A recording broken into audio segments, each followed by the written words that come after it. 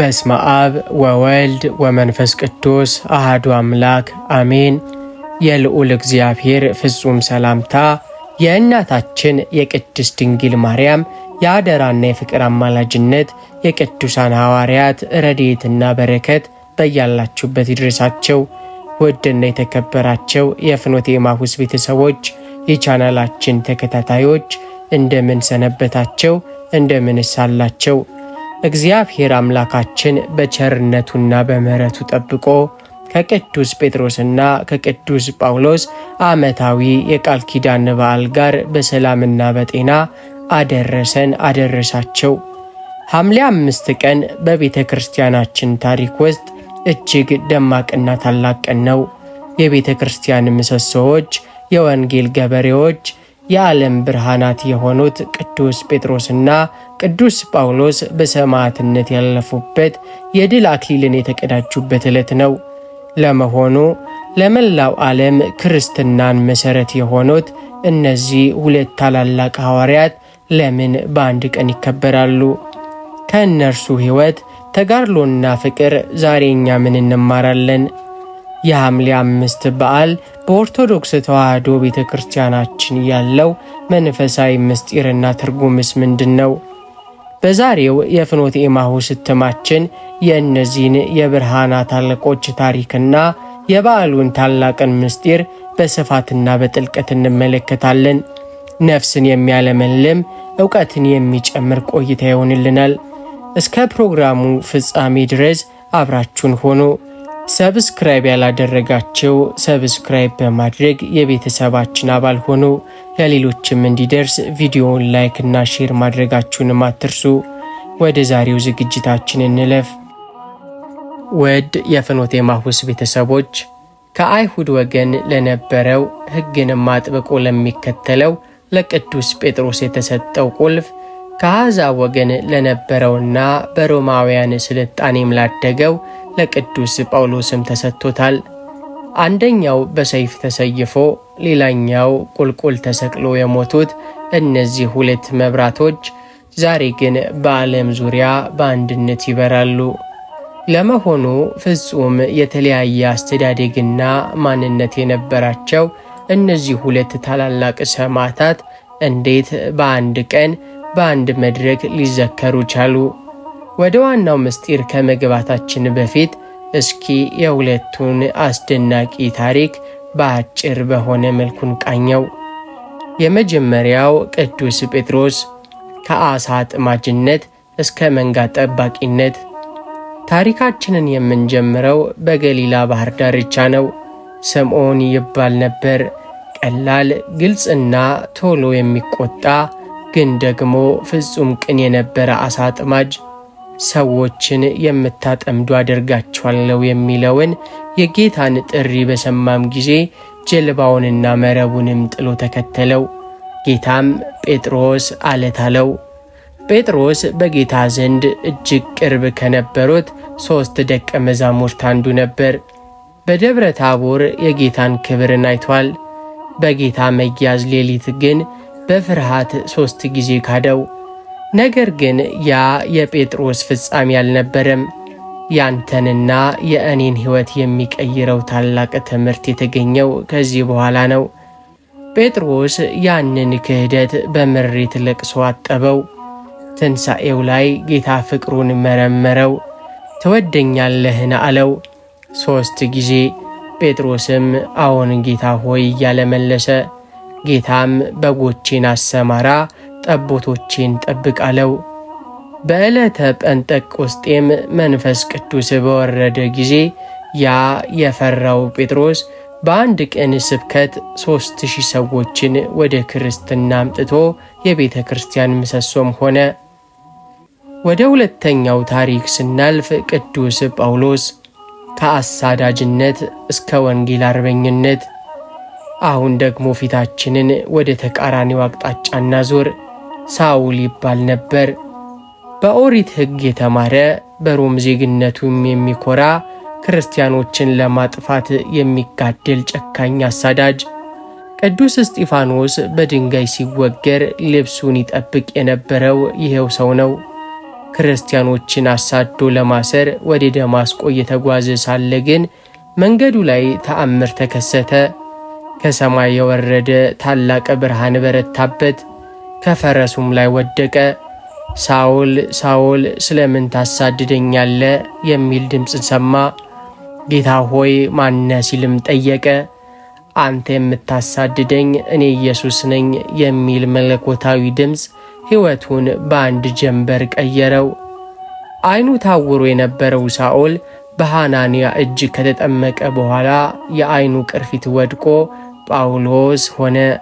ያ ክርስቲያኖችን ያሳድድ የነበረው ሰው አሁን ስለ ክርስቶስ ስም መከራን የሚቀበል ከአይሁድ አልፎ ለአሕዛብ ለዓለም ሁሉ ወንጌልን የሚያደርስ የተመረጠ ዕቃ ሆነ።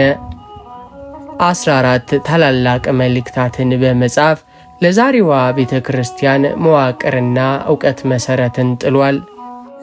ውድ የፍኖተ ኤማሁስ ቻናል ተከታታዮች፣ ታዲያ ሐምሌ 5 ቀን ለምን የቅዱስ ጴጥሮስና የቅዱስ ጳውሎስ በዓል በአንድነት ይከበራል? እነዚህ ሁለት የተለያየ የሕይወት መስመሮች ያላቸው ቅዱሳን ፍጻሜያቸው ግን በአንድ ከተማና በአንድ ዕለት ሆነ፣ በሮም ግዛት። የመጀመሪያው አበይት ምክንያት በአንድነት የሚከበርበት የሰማዕትነት ፍጻሜያቸው በአንድ ቀን በመሆኑ ነው። የሁለቱ መብራቶች የአንድነት ማኅተም የቅዱስ ጴጥሮስና የቅዱስ ጳውሎስ ታሪክ በምድር ላይ ፍጹም የተለያየ መስመር የነበረው ነው። ቅዱስ ጴጥሮስ የገሊላ ባሕር ዓሣ አጥማጅ፣ ቅዱስ ጳውሎስ የተርሴስ ከተማ ምሁር። ቅዱስ ጴጥሮስ ከጌታ እግር ስር ተቀምጦ የተማረ፣ ቅዱስ ጳውሎስ በደማስቆ መንገድ ላይ በታላቅ ብርሃን የተጠራ። ነገር ግን እግዚአብሔር አምላክ በመጨረሻው ሰዓት በሰማዕትነት አክሊል ሊያከብራቸው ሲል በአንዲት ከተማ በአንድ ዕለት በአንድ የሞት ጽዋ ላይ ያገናኛቸው። በ67 ዓመተ ምህረት አካባቢ ጨካኙ የሮም ንጉሥ ኔሮን ቄሳር የሮምን ከተማ ራሱ በእሳት ካቃጠለ በኋላ ሕዝቡ እንዳያምጽበት ጥፋቱን በክርስቲያኖች ላይ አሳበበ። በዚያን ጊዜ በሮም ከተማ የነበረው ስደትና መከራ እጅግ የበረታ ነበር። በዚህ ታላቅ የእሳት እቶን ውስጥ ግን ቤተ ክርስቲያንን በአባትነት ደግፈው ያቆሟት እነዚህ ሁለት የብርሃን ምሰሶዎች ነበሩ። ሞታቸው ታዲያ የዓለምን ክርስትናን ታሪክ የለወጠ፣ ሰማይና ምድርን ያናወጠ ታላቅ ክስተት ነበር። ቅዱስ ጴጥሮስ የትሕትናው ጫፍ። ወደ መስቀያው አደባባይ ሲያወጡት ሊሰቅሉትም ሲሉ ጴጥሮስ የሮም ወታደሮችን አንድ ታላቅ ልመና ለመናቸው። እባካቸው እኔ እንደ ጌታዬና እንደ አምላኬ ቀጥ ብዬ ልሰቀል አይገባኝም፣ የጌታዬን ክብር ረግጣለሁና እባካቸውን ቆልቆል ዘግዝቃችሁ ስቀሉኝ አላቸው። በትሕትናውና በፍቅሩ ብዛት ራሱን ዝቅ አደረገ። በመስቀል ላይ ሆኖም ነፍሱን ለእግዚአብሔር ሲል ሰጠ። ቅዱስ ጳውሎስ የወንጌል ጀግና። ጳውሎስ የሮም ዜግነት ስለነበረው በሕጉ መሠረት በመስቀል ላይ ተሰቅሎ እንዲሰቃይ አይፈቀድም ነበር። ስለዚህ ወደ ተጸነሰበት የሞት አደባባይ ወሰዱት። ጳውሎስ ግን አልፈራም። ይልቁኑ ራሱን ለአምላኩ መሥዋዕት አድርጎ ለማቅረብ ተዘጋጀ። ሰይፍ ተስሎ አንገቱን ሲቆርጠው የሰማዕትነት ደሙ ለምድር በረከትም ሆነ። እነዚህ ሁለት ቅዱሳን ሐዋርያት በአንድ ቀን ሰማዕት መሆናቸውን በሰማይ ያላቸውንም ክብርን አስመልክቶ ታላላቅ የቤተ ክርስቲያን አባቶች በሚያስገርም ምስክርነት ገልጸውታል። የቤተ ክርስቲያን አንደበትና ብርሃን በመባል የሚታወቀው ቅዱስ ዮሐንስ አፈወርቅ ስለ ሁለቱ ሐዋርያት ፍጻሜና ስለ ሮም ከተማ ክብር ሲናገር እንዲህ ብሏል። እኔ ሮም ከተማን የምወዳት ስለ ወርቅ ክምችቷ፣ ስለ ታላላቅ ሕንፃዎቿ ወይም ስለ ስልጣኔዋ አይደለም። ይልቁኑ እነዚህን ሁለት የዓለም መብራቶች፣ እነዚህን ሁለት የቤተ ክርስቲያን ዓይኖች በጉያዋ ስላቀፈች ነው። ጴጥሮስና ጳውሎስ በደማቸው የቀደሷት፣ በአንድነትም የድል አክሊልን የተቀዳጁባት ዕለት ለእኛ የደስታችን መሠረት ናትና። በተጨማሪም ታላቁ ሊቅ የቤተ ክርስቲያን አባት ቅዱስ አውግስጢኖስ የሐምሌን 5 ክብረ በዓልን አስመልክቶ ለአማኞቹ ባስተማረው ስብከት ላይ የሁለቱን አባቶች መንፈሳዊ አንድነት እንዲህ ሲል ገልጾታል። በአንድ ቀን የሁለቱንም ሐዋርያት መታሰቢያ እናከብራለን። ምንም እንኳን የተሰቃዩበት መንገድ ቢለያየም በነፍስና በአንድነት ግን አንድ ነበሩ። ጴጥሮስ ቀድሞ ሄደ፣ ጳውሎስም ተከተለው። ዛሬ በአንድነት እናስባቸዋለን፣ ምክንያቱም እነርሱ የወንጌልን ዘር በደማቸው አብረው አጽንተዋልና። በሀገራችን ሊቃውንትም በስንክሳር ላይ የዕለቱን ክብር ሲገለጽ በአንዲት ዕለት በሮሜ ከተማ የክብር ሰጪ በሆነ በመንፈስ ቅዱስ እጅ የድል አክሊልን ለተቀዳጁት የኔሮንን ሰይፍና መከራ ላሸነፉት ለጴጥሮስና ለጳውሎስ ሰላምታ ይገባል ማለት ነው። ውድ የፍኖተ ኤማሁስ ቤተሰቦች ሐምሌ 5 ቀን ማለት ሁለት የተለያዩ የሕይወት ታሪኮች፣ ሁለት የተለያዩ የአገልግሎት ስጦታዎች ነገር ግን ለአንድ ክርስቶስ ሲሉ በአንድ ቀን በአንዲት ከተማ በአንድ የፍቅር ማህተም በሰማዕትነት ደም የታተሙበት ታላቅ የድል ቀን ነው። ውድ የፍኖተ ኤማሁስ ቤተሰቦች ቤተ ክርስቲያን ሁለቱን ታላላቅ ሐዋርያት በአንድ ቀን የምታስበው ያለ ምክንያት አይደለም። የእነርሱ በአንድ ቀን መታሰብ የክርስትና እምነታችን ትልቁ መግለጫ የሆነው የአንድነትና የፍቅር ሕያው ምስክር ነው። እስኪ ወደ ኋላ ተመልሰን ማኅበራዊ አወቃቀራቸውንና የተሰጣቸውን ተልእኮ እንመልከት። ቅዱስ ጴጥሮስ የአይሁድ ወገን ነው። የተላከውም ሕግና ሥርዓት ላላቸው የተገረዙትን አይሁድን ወደ ክርስትና ለመመለስ ነበር። ቅዱስ ጳውሎስ ደግሞ በሮም ስልጣን ያደገ ምሁር ነው። የተላከውም ሕግ ለሌላቸው የአረማውያንና የጣዖት አምላኪ ለነበሩት ለአሕዛብ ወገኖች ነበር። በዚያ ዘመን በአይሁድና በአሕዛብ መካከል የነበረው ግንኙነት የጥል የመናናቅና የልዩነት ግንብ ነበር። አይሁዳዊ ከአሕዛብ ጋር አይቀመጥም አይበላምም ነበር። ነገር ግን ክርስቶስ ኢየሱስ በመስቀሉ ያንን የጥል ግንብ አፈረሰው። እነዚህ ሁለት ቅዱሳን በተለያዩ ቦታዎች ለተለያዩ ማኅበረሰቦች ወንጌልን ቢሰብኩም በመካከላቸው ግን ፍጹም የሆነ የሃይማኖትና የፍቅር አንድነት ነበር። ቤተ ክርስቲያን ሁለቱን በአንድ መሠዊያ በአንድ ዕለት ስታከብር ለዓለም የምታስተላልፈው ታላቅ መልእክት አለ። በክርስቶስ ዘንድ አይሁዳዊ ወይም የግሪክ ሰው የለም፣ ባሪያ ወይም ጨዋ የለም። ሁላችንም በክርስቶስ አንድ ነን። ታላቁ የቤተ ክርስቲያን መምህርና ሊቅ ቅዱስ ቄርሎስ ዘእስክንድርያ የሐዋርያትን አንድነት ሲያብራራ እንዲህ ይለናል። ጴጥሮስና ጳውሎስ የክርስቶስ የሰረገላው ፈረሶች ናቸው። አንደኛው ወደ ቀኝ ሌላኛው ወደ ግራ አልሮጠም። ሁለቱም በአንድ ቀንበር ተጠምደው በአንድ መንፈስ ተመርተው የዓለምን ሕዝብ በአንድ ወንጌል መረብ ውስጥ ሰብስበው ለክርስቶስ አቀረቡ። ስለዚህ ስማቸውና ክብራቸው መቼም ቢሆን አይነጣጠልም። ደራሲውና የቅዱሳት መጻሕፍት ተርጓሚው ቅዱስ ጀሮም ደግሞም ስለ ቅዱስ ጳውሎስ ከጌታ ትንሣኤ በኋላ ጴጥሮስን ለማየት ወደ ኢየሩሳሌም ስለመሄዱ በገላትያ ምዕራፍ 1 ከቁጥር 18 ላይ የተጠቀሰውን ሲያብራራ እንዲህ ብሏል። ጳውሎስ ወደ ኢየሩሳሌም የሄደው ጴጥሮስን ለማየት ብቻ አልነበረም። ይልቁኑ ለአይሁድ የተላከውና ለአሕዛብ የተላከው ሐዋርያ በአንድነት ቆመው የወንጌልን አገልግሎት አንድ መሆኑን ለዓለም ለማሳየት ነው። እነርሱ በሕይወታቸውም በትምህርታቸውም የቤተ ክርስቲያንን አንድነት ማኅተም ያደረጉ አባቶች ናቸው። በኢትዮጵያ ኦርቶዶክስ ተዋሕዶ ቤተ ክርስቲያን ታላቅ መንፈሳዊ ስነ ጽሑፍ በሆነው በውዳሴ አምላክ ላይም ስለዚሁ ምስጢር እንደዚህ ሲል ተጽፏል።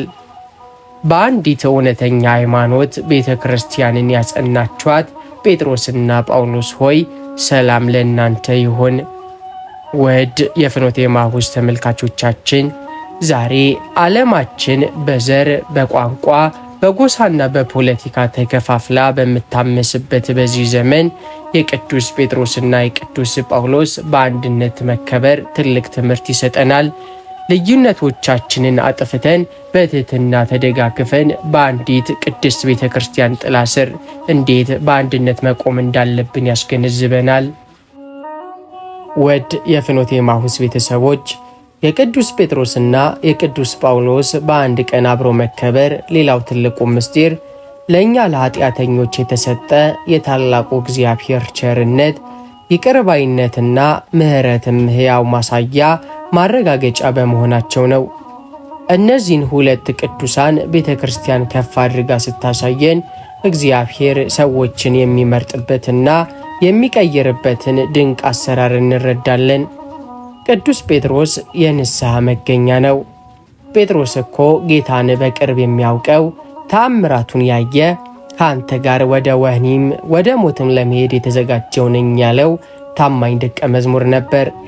ነገር ግን በፈተናው ሰዓት በፍርሃት ተሸንፎ ይህንን ሰው አላውቀውም እያለ 3 ጊዜ ካደው። ዶሮ ሲጮህ ግን ጌታ ዘወር ብሎ አየው። ጴጥሮስንም ያንን እይታ ሲያይ ልቡ ተነካ። ወደ ውጭ ወጥቶም በምሬት አለቀሰ። ጌታም በትንሣኤው ዕለት ክህደቱን ሳይቆጥርበት በፍቅር ይቅር ብሎ የቤተ ክርስቲያን መሪ ያደረገው። ቅዱስ ጳውሎስ የጸጋ መገለጫ። በአንጻሩ ቅዱስ ጳውሎስ ደግሞ ክርስቶስን በምድር ሳለ በአካል አልተከተለውም። ይልቁኑ ስሙን የሚጠሩትን ክርስቲያኖችን የሚያሳድድ፣ የሚያሳስር፣ የሚያስገድል የቤተ ክርስቲያን ቁጥር 1 ጠላት ነበር። ነገር ግን እግዚአብሔር ያንን ጨካኝ አሳዳጅ በደማስቆ መንገድ ላይ በትሕትና ጠርቶ ኃጢአቱንም ደምስሶ ለዓለም ሁሉ የሚተርፍ የጸጋ አባት የተመረጠ ዕቃ አደረገው። እግዚአብሔር አምላክ የካደውን ጴጥሮስን በንስሐ ያሳደደውን ጳውሎስን ደግሞ በጸጋው መለወጡ ለማንኛውም ወድቆ ለተነሳ ኃጢአት ሰርቶም ለተጸጸተ ሰው ተስፋ የሚሰጥ ታላቅ የምህረት አዋጅ ነው።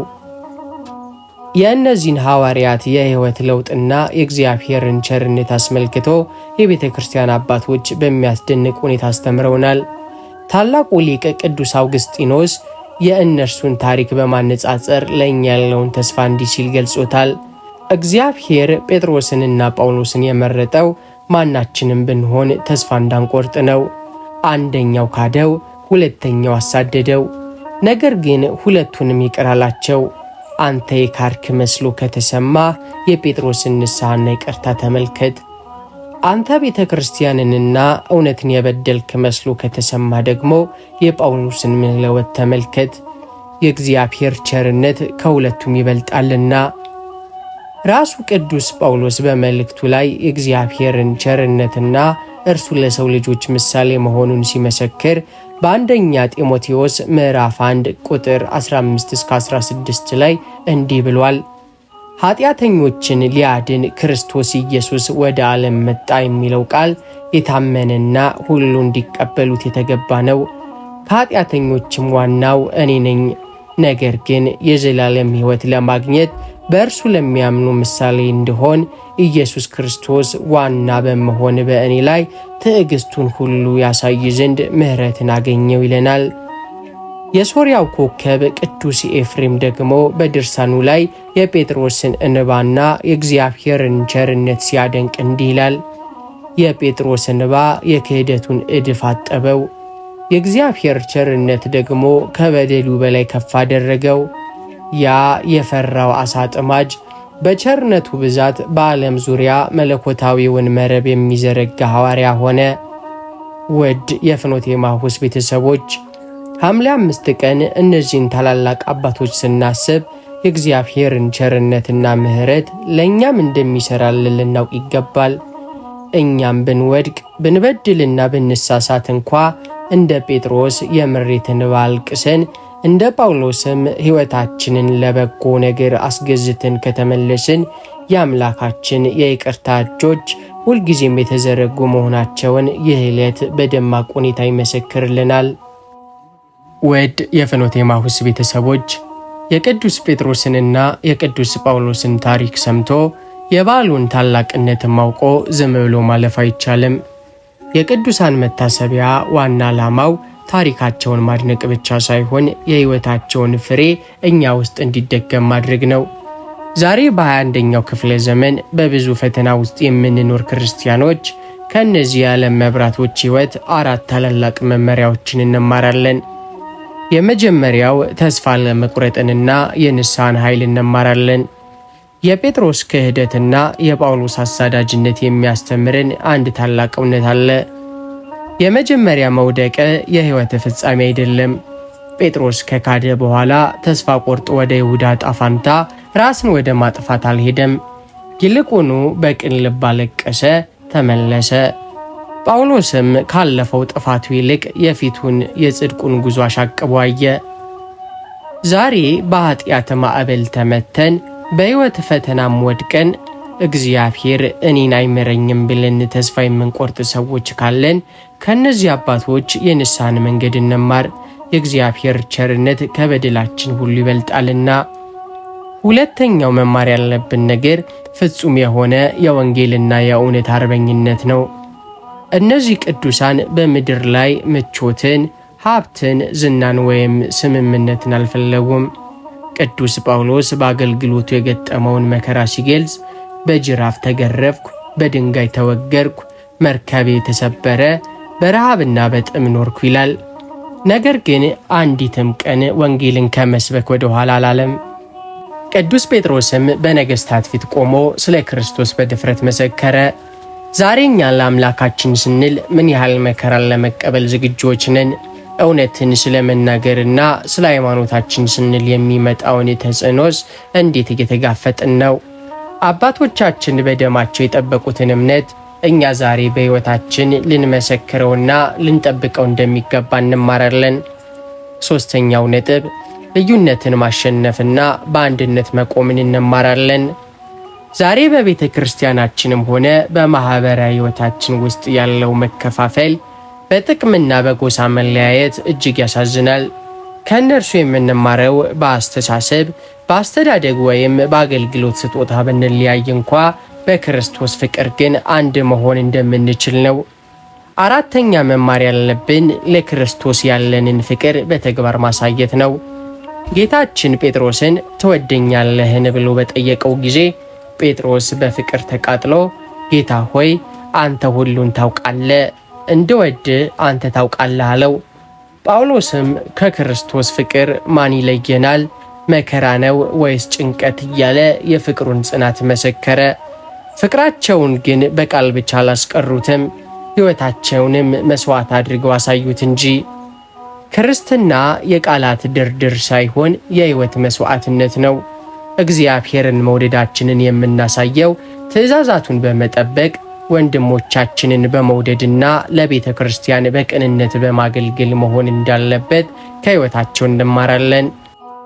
ውድ የፍኖተ ኤማሁስ ቤተሰቦች፣ የብርሃናት አለቆች፣ የዓለም መብራቶች የተባሉት የቅዱስ ጴጥሮስና የቅዱስ ጳውሎስ ታሪክና ተጋድሎ ባጭሩ ይህንን ይመስላል። ይህ የሐምሌ 5 ቀን ክብረ በዓል በቤተ ክርስቲያናችን ታሪክ ውስጥ ዝም ብሎ የሚታለፍ ተራ በዓል አይደለም። ይልቁኑ በሰማዕትነት ደማቸው የታተሙት የፍጻሜያቸው አንድነት፣ አይሁድና አሕዛብን በአንድ መድረክ ያስማማው የክርስትና ፍጹም አንድነት፣ የካደውንና ያሳደደውን ለታላቅ ክብር ያበቃው የእግዚአብሔር ድንቅ ቸርነትና ምሕረትን በጉልህ የሚታይበት ታላቅ ዕለት ነው። እኛም ከእነዚህ ቅዱሳን አባቶቻችን ሕይወት ንስሐን፣ የወንጌል አርበኝነትን፣ ልዩነትን በፍቅር ማሸነፍንና ለአምላካችን የሚሆን እውነተኛ መሥዋዕትነትን ልንማር ይገባል። እነርሱ በደማቸው የጻፉትንና የጠበቁትን እምነት እኛ ዛሬ በሕይወታችንና በምግባራችን ልንመሰክረው ይገባል። የቅዱስ ጴጥሮስ ቁልፍና ረድኤት፣ የቅዱስ ጳውሎስ ጸጋና የወንጌል በረከት፣ የሁለቱም ሐዋርያት አማላጅነትና ጥበቃ ከመላው ሕዝበ ክርስቲያን ጋር ይሁን። አምላከ ሐዋርያት እግዚአብሔር አገራችንን ቅድስት ቤተ ክርስቲያናችንን በሰላምና በአንድነት ይጠብቅልን። የእግዚአብሔር አብ ጸጋ፣ የኢየሱስ ክርስቶስ ፍቅር፣ የመንፈስ ቅዱስ አንድነት፣ የእናታችን የቅድስት ድንግል ማርያም አማላጅነትና ጥበቃ ከሁላችን ጋር ይሁን። ወስብሐት ለእግዚአብሔር ወለወላዲቱ ድንግል ወለመስቀሉ ክቡር። ሰላም እግዚአብሔር ከሁላችን ጋር ይሁን። አሜን።